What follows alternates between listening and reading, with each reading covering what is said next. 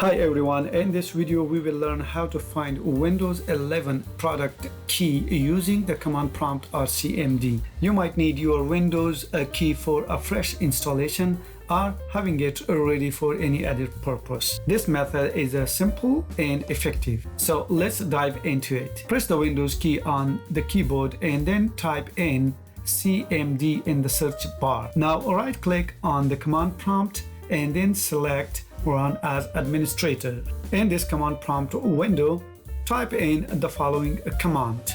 I have written this command in the video description, so you can just copy it from there. Press enter and you will see a response on the screen which will display your Windows 11 product key.